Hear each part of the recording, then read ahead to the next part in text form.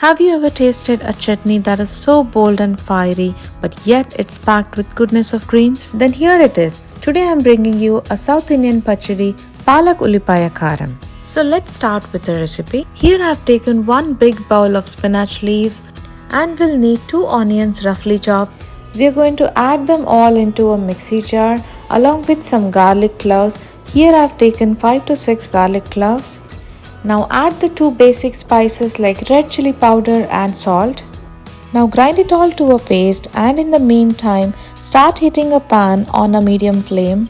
We are going to add 2 tablespoons of oil, as pachadis do require a little bit of more oil than the regular curries. Now let's add 1 tablespoon of chana dal and 1 tablespoon of urad dal. Fry them until they are golden brown.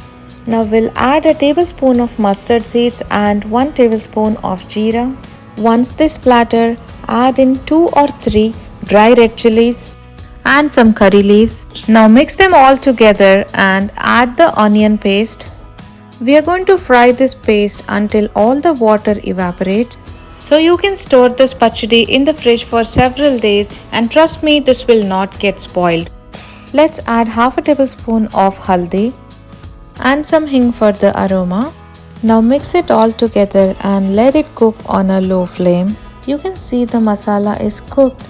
Now let's add the bowl of spinach and start mixing. Cook it until the leaves become soft and mushy. So next time when you make spinach, don't just make any dal or a curry. Give this traditional pachadi a try. And that's it. Palak Ullipaya Karam is all ready to serve. Enjoy it with hot steamed rice and a spoonful of ghee, or pair it with roti for a hearty rustic meal. It's quick, it's wholesome, and it will definitely win hearts at the table. Alright then, thank you for watching. If you are new to the channel, please don't forget to subscribe, like, comment and share. Let me know in the comments if you have tried this recipe and liked it.